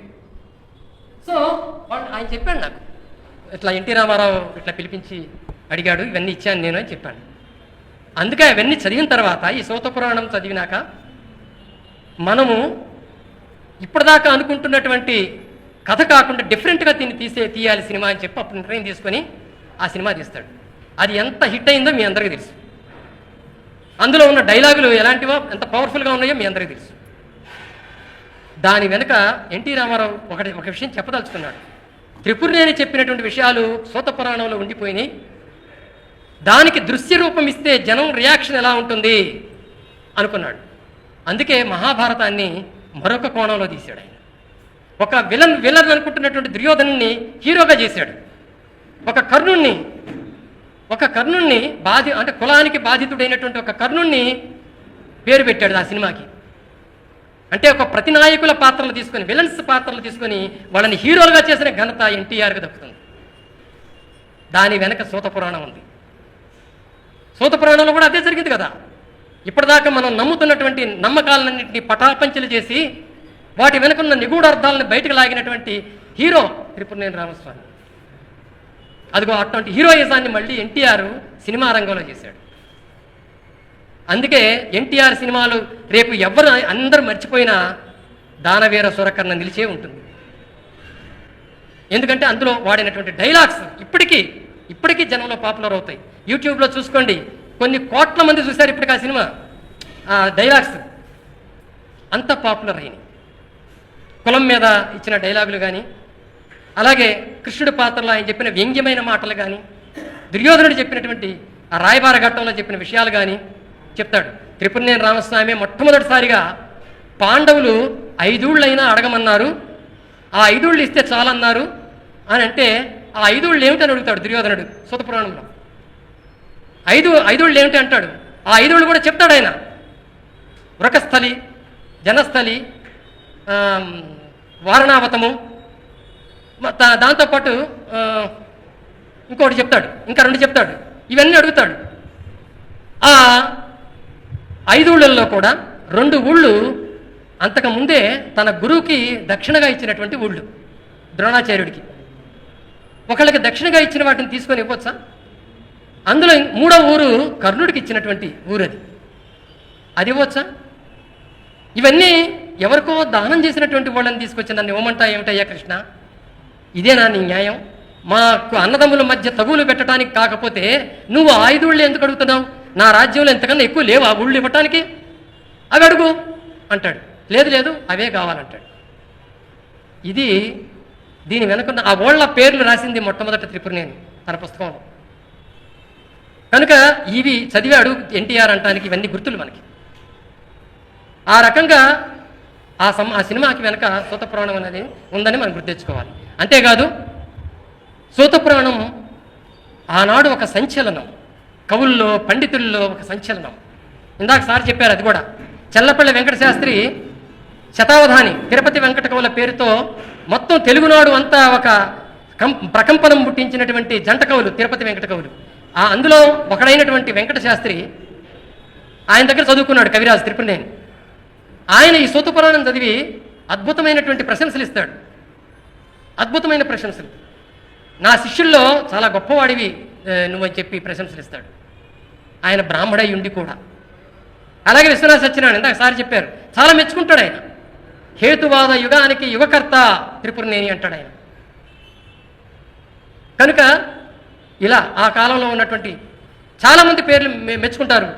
ఎవరో ఎందుకు, రాష్ట్రపతి కేఆర్ నారాయణన్ 2002వ సంవత్సరంలో మన హైదరాబాద్ వచ్చి రావిపూడి వెంకటాద్రి గారికి సన్మానం చేస్తాడు. ఆయన త్రిపురనేని కవిరాజు అవార్డు ఆయన ప్రదానం చేస్తాడు. చేసినప్పుడు ఆయన నారాయణ ఒకటే మాట అంటాడు, మన దక్షిణ భారతదేశంలో కవిత్వం ద్వారా అనేక వాస్తవాలని బయటకు తీసుకొచ్చి కొత్త చరిత్ర రాసినటువంటి కవి త్రిపురనేని.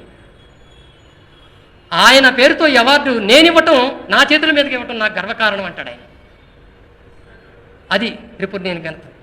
అట్లా చాలామంది మెచ్చుకుంటారు. చాలామంది ఎంతమంది అంటే కాశీనాథన్ నాగేశ్వరరావు ఉంటాడు. ఆంధ్రపత్రిక పెట్టి విజయవాడలో పత్రిక, మొట్టమొదటి తెలుగు పత్రిక, దినపత్రిక 1911లోనే ఆయన దినపత్రిక పెట్టాడు ఆంధ్రపత్రిక పేరుతో. చాలా సదాచార బ్రాహ్మణుడు. మళ్ళీ ఆయన చెప్తాడు, సూత పురాణం లాంటి గ్రంథాన్ని నేను ఇంతవరకు చదవలేదు. అద్భుతమైన గ్రంథం అది. దానిలో చేసిన వర్ణనలు కానీ, అందులో చెప్పిన కథ కానీ ఆలోచించాల్సిన విషయాలు అని అవన్నీ చెప్తాడు ఆయన. జాషువా మెచ్చుకుంటాడు. జాషువా మీద త్రిపురనేని ప్రభావం ఉంది. ఇందాక సార్ అది కూడా చెప్పారు, టచ్ చేశారు. దళిత సాహిత్యానికి ఆది పురుషుడైనటువంటి, ఆది కవి అయినటువంటి జాషువా త్రిపురనేని భావజాలాన్ని తీసుకుంటాడు తన కవిత్వంలో. ఆయన గబ్బిలం పుస్తకంలో 1940లో గబ్బిలం రాస్తాడు.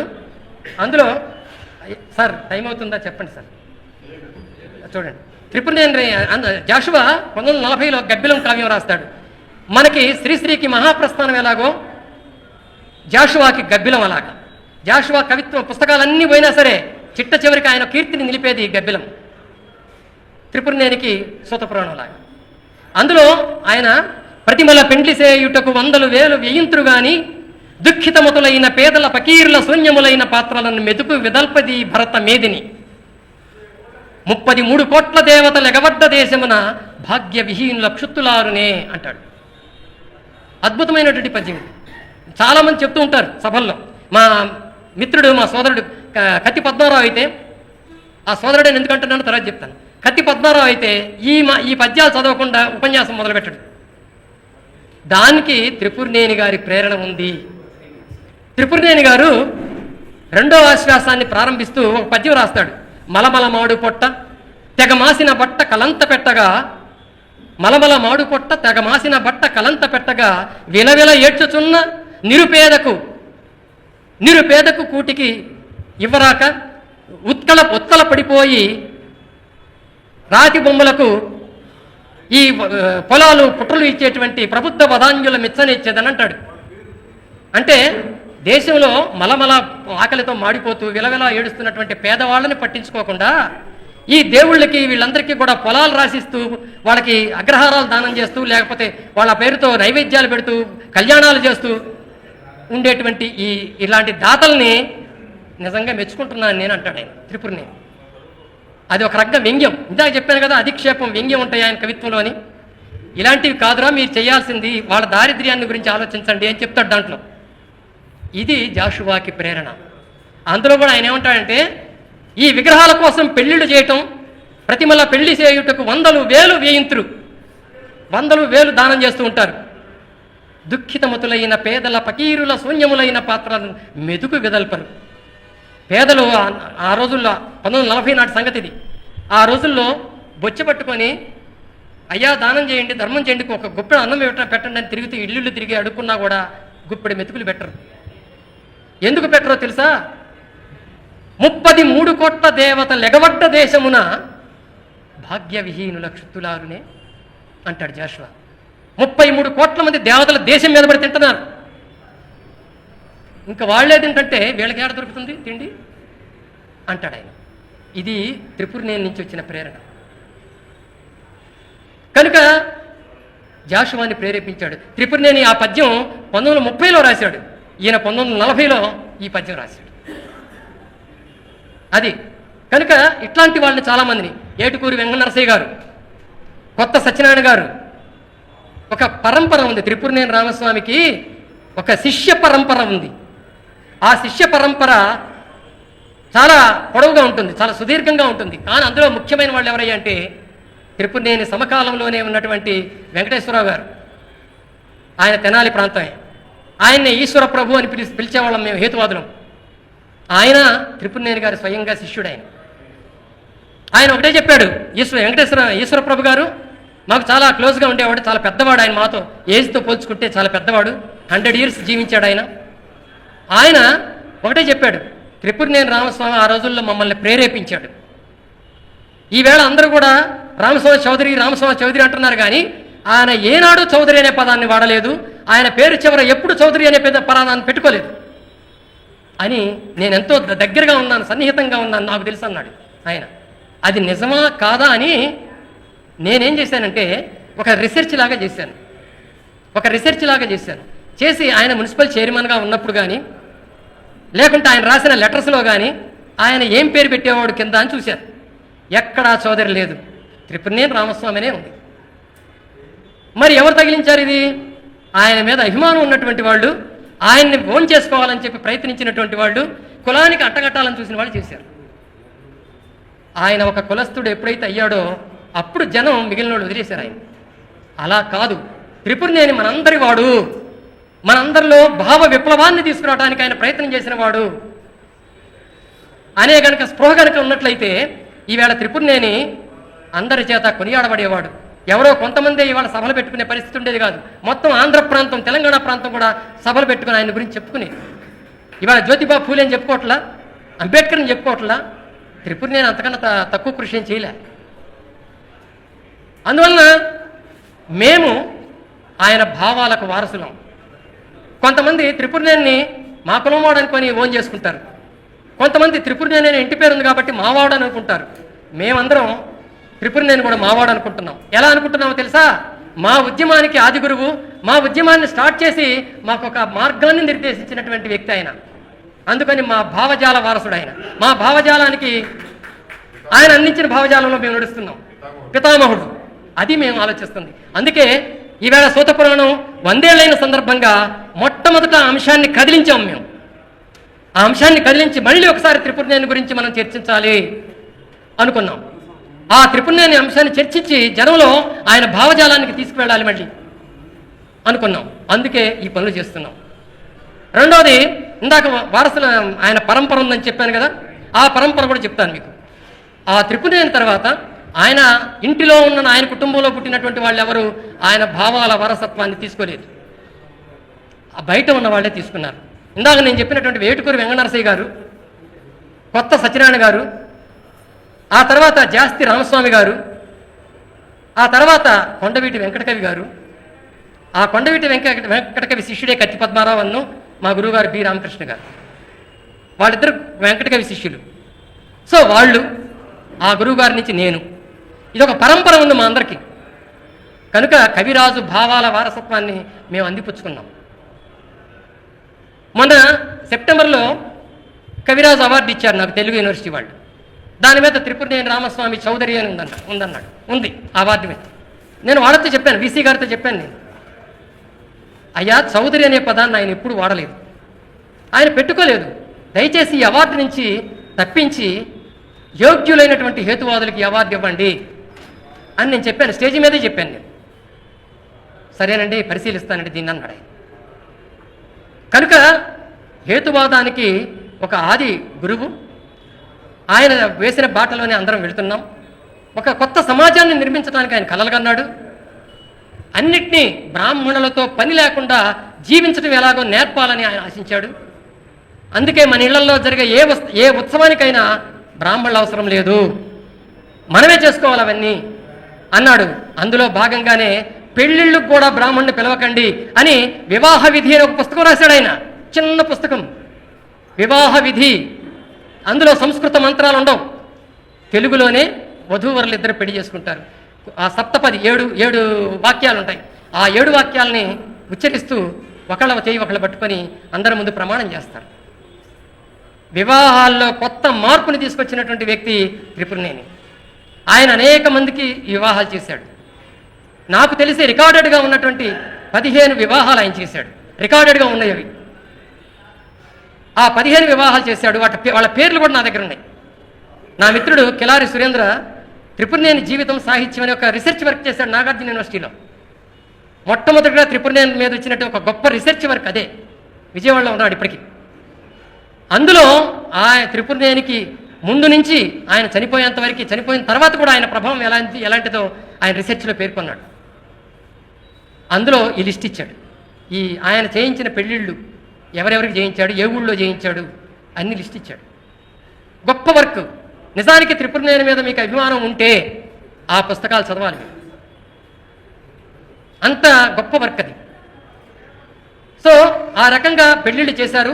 ఆ వరవడిని మళ్ళీ హేతువాదులం మేమే కొనసాగిస్తున్నాము.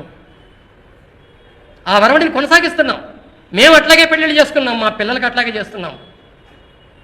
త్రిపురనేని ఇచ్చినటువంటి బాట అది మాకు.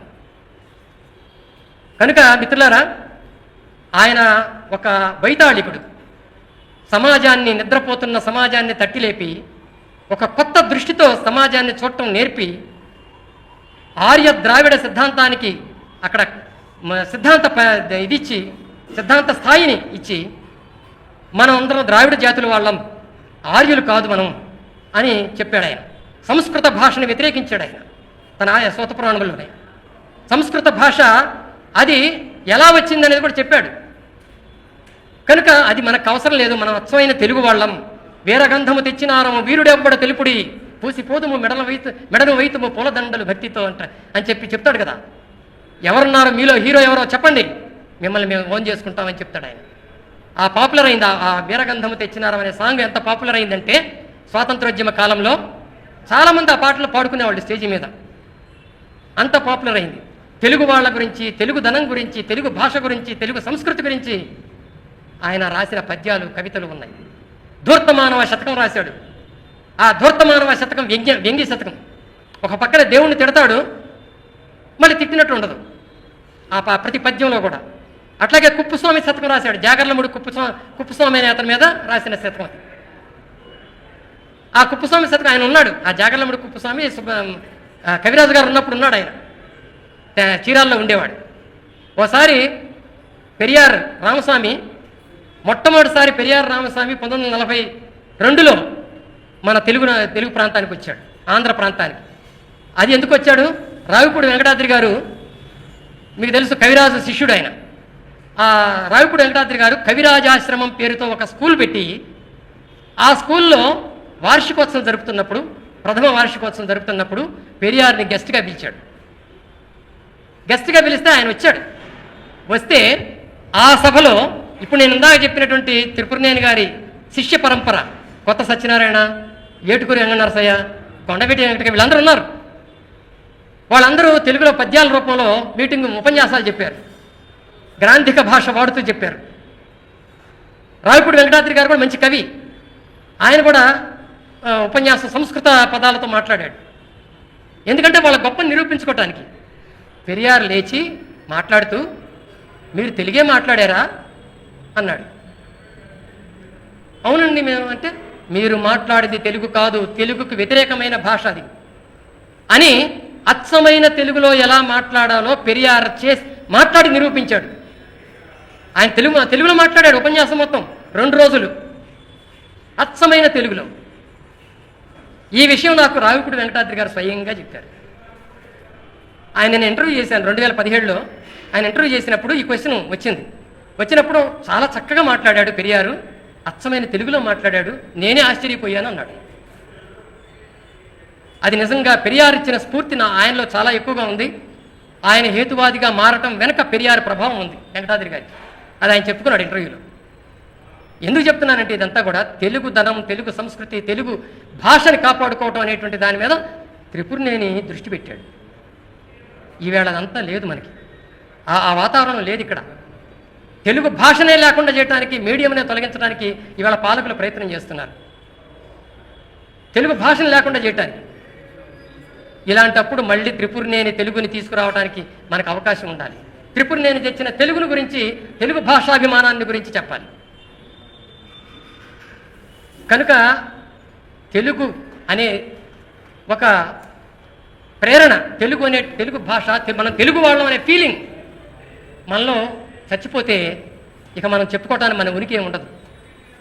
అది జరుగుతుంది. కాబట్టి త్రిపురనేని తెచ్చిన పాటల్ని, పద్యాలని, ఆయన రాసినటువంటి వాటిని మళ్ళీ వెలుగులోకి తీసుకురావాల్సిన అవసరం ఉంది. మనకి ఎంతోమంది గాయకులు ఉన్నారు, సంగీత విద్వాంసులు ఉన్నారు. వాళ్ళందరితో త్రిపురనేని రాసిన గేయాలను ఎందుకు రికార్డ్ చేయించకూడదు? పాటల రూపంలో చేయించవచ్చు కదా. ఇవన్నీ మనం చేయాల్సిన పనులు ఉన్నాయి, చాలా పనులు ఉన్నాయి. ట్యాంక్ బండి మీద త్రిపురనేని కవిరాజు విగ్రహం ఉంది. ఆయన జనవరి 15న జన్మించాడు, జనవరి 16న మరణించాడు. 2 పక్కపక్కనే వస్తాయి డేట్స్. మనం ఎప్పుడైనా అక్కడికి వెళ్ళి ఆ విగ్రహాన్ని దగ్గర నిలబడి స్లోగన్స్ ఏమైనా ఇచ్చామా త్రిపురనేనికి? ఇవాళ ఆ రోజు ఎన్టీ రామారావు గారు నారాయణ రెడ్డి గారిని పిలిచి మన తెలుగుదనం ఉట్టిపడేటువంటి వాళ్ళ విగ్రహాన్ని అక్కడ పెడదామని చెప్పి వాళ్ళ పేర్లు ఇవ్వమంటే ఆయన తయారు చేసి ఇచ్చాడు, నారాయణ రెడ్డి తయారు చేసి ఇచ్చాడు. ఆ విగ్రహాలను అక్కడ పెట్టారు. ఆయన పని ఆయన చేశాడు. కానీ మన పని మనం చేస్తున్నామా? మన త్రిపురనేనిని మనం మళ్ళీ ఆవిష్కరించుకోవాల్సిన అవసరం ఉంది. మళ్ళీ మనం అటు పెరియార్ రామస్వామి ఏ విధంగా అయితే తమిళనాడులో ద్రావిడ సిద్ధాంతాన్ని ఆచరణలోకి తీసుకొచ్చి ఈవేళ భారతదేశంలోనే ఒక ప్రత్యేకమైన రాష్ట్రంగా ఆ రాష్ట్రాన్ని ఎలా మార్చాడో మనం అందరం చూస్తున్నాం. ఇప్పటికి కూడా బీజేపీ అక్కడ కాలు పెట్టలేని పరిస్థితి వచ్చింది అంటే దాని వెనక ఉన్న పెరియార్ కారణం. నేను బీజేపీ అంటే ఇంకో పార్టీ అంటే ఏ పార్టీ అయినా సరే మనకి వ్యతిరేకంగా, మన భావజాలానికి వ్యతిరేకంగా, మన యొక్క చైతన్యాన్ని చంపే విధంగా, మన ఉనికిని నాశనం చేసే విధంగా, మన తెలుగుదనాన్ని పోగొట్టే విధంగా ఎవరైనా ప్రయత్నం చేస్తున్నప్పుడు మనం ఊరుకోవటానికి వీల్లేదు. ఆ చైతన్యాన్ని మనం కోల్పోకూడదు. ఇవాళ తమిళనాడుని కాపాడుతుంది పెరియార్ ఇచ్చిన ఆ చైతన్యం. అక్కడ పెరియార్ చేసిన పనినే ఇక్కడ త్రిపురనేని కవిరాజ్ చేశాడు. ఈయన్ని మాత్రం మనం వదిలేసాం. ఇది మనం ఆలోచించాల్సిన పని. అందువల్ల మిత్రులారా, త్రిపురనేని మళ్ళీ కొత్తగా ఆవిష్కరించాల్సిన అవసరం ఉంది. మనం ఇలాంటి సమావేశాలు మళ్ళీ ఇంకెక్కువ పెట్టుకోవాల్సిన అవసరం ఉంది. ఆయన రాసిన ప్రతి అక్షరం మీద ఈవేళ మనం అర్థం చెప్పుకోవాల్సిన అవసరం ఉంది. ఈవేళ హిందుత్వ పేరుతో ఆర్ఎస్ఎస్ ఏర్పడినటువంటి సంవత్సరం 1925. ఆ సంవత్సరంలో ఏర్పడినటువంటి ఆ ఆర్ఎస్ఎస్ హిందుత్వ సిద్ధాంతాన్ని బేస్ చేసుకొని ఇవాళ మొత్తం దేశాన్ని అంతటినీ కనుక తన గుప్పెట్లోకి తెచ్చుకొని ఇక్కడున్న బహుళ సంస్కృతుల్ని, బహుళ భాషల్ని, బహుళ రాష్ట్రాల ప్రజల జాతుల ఉనికిని మొత్తం నాశనం చేస్తూ ఒకే దేశం, ఒకే ప్రజ, ఒకే ఎలక్షన్, ఒకే ఒకే ఒకే అంటూ వాళ్ళ గుప్పిట్లోకి తీసుకురావడానికి ప్రయత్నిస్తున్న తరుణంలో భారతదేశం యొక్క బహుళత్వాన్ని కాపాడి భారత రాజ్యాంగాన్ని కాపాడాల్సినటువంటి అవసరం ఇవాళ ఏర్పడింది. ఈ అవసరం కోసం త్రిపురనేని రామస్వామిని మళ్ళీ మనం బయటికి తీసుకురావాల్సిన అవసరం ఉంది. మళ్ళీ ఆవిష్కరించాల్సిన అవసరం ఉంది. ఆయన లైఫ్ లాంగ్ దానికోసం పోరాడాడు. తెలుగుదనం కోసం, తెలుగు ఉనికి కోసం పోరాడాడు. అది ఈవేళ పోతుంది. దానికోసం మళ్ళీ ఆవిష్కరించుకోవాల్సిన అవసరం ఉంది. భారతదేశం బహుళత్వాన్ని, నిజానికి ప్రపంచంలో చాలా దేశాల్లో బహుళత్వం ఉంది మిత్రులారా. మీకు ఆఫ్రికన్ కంట్రీస్కి వెళ్తే ఒక్కొక్క ఆఫ్రికా కంట్రీ తీసుకోండి, కాంగో తీసుకోండి, నైజీరియా తీసుకోండి, లేకపోతే మీకు ఆఫ్రికా కంట్రీస్ తీసుకోండి. తెలంగాణ, మన తెలుగుల నేల మీద కన్నా కూడా అక్కడ ఎక్కువ జాతులు ఉన్నాయి, ఎక్కువ భాషలు ఉన్నాయి, ఎక్కువ ఆచార తేడాలు ఉన్నాయి. 36 భాషలు మనకి అక్కడ ఉంటాయి. కాంగోలో 36 భాషలు, అవన్నీ రకరకాల, అంటే ట్రైబల్స్ మాట్లాడే భాషలే 36 ఉంటాయి. వాటన్నిటిని వాళ్ళు కాపాడుతున్నారు. అది ఎంత చిన్న దేశం మనతో పోల్చుకుంటే, అవన్నీ వాళ్ళు కాపాడుతున్నారు. కానీ మనం మాత్రం ఇక్కడ ఒకే భాష, అది సంస్కృతం, ఒకే కల్చర్, అది హిందూ కల్చర్. ఇంకా మిగతా వాళ్ళందరూ ముస్లింలు కానీ, క్రిస్టియన్లు కానీ, ఇతర జాతులందరూ ఇక్కడ వాళ్ళు కాదు, పంపించేయాలి వాళ్ళని. ఇట్లాంటి ఒక భిన్నత్వాన్ని చెడగొట్టి నందనవనం లాంటి పూల తోట లాంటి భారతదేశాన్ని, పూల తోటలో రకరకాల పూలు ఉంటాయి, అవే రకరకాల అందాలను ఇస్తూ ఉంటాయి. అటువంటి నందనవనం లాంటి పూల తోటని ఇవాళ శ్మశాన వాటికగా మారుస్తామని ప్రయత్నాలు జరుగుతుంటే, ఈ స్థితి రాకుండా ఉండటానికి ఎవరైతే ఫైట్ చేశారో ఆ రోజు, వాళ్ళందరినీ మళ్ళీ మనం పునరుత్థానం చేయాల్సిన అవసరం ఉంది. త్రిపురనేని రిసరెక్ట్ చేయాలి, మనం పునరుత్థానం చేయాలి. మళ్ళీ ఆయనలో ఉన్న విప్లవ భావాలని మళ్ళీ ఆవిష్కరింపజేయాలి మనం. అందుకోసం ఇలాంటి సభలు మనం ఇంకా విరివిగా ఏర్పాటు చేయాలి. ఈ సభ ఏర్పాటు చేయడానికి చౌదరి గారు తీసుకున్నటువంటి నిర్ణయం, నిజానికి మనందరం చప్పట్లతో కృతజ్ఞతలు తెలపాల్సిన అవసరం ఉంది.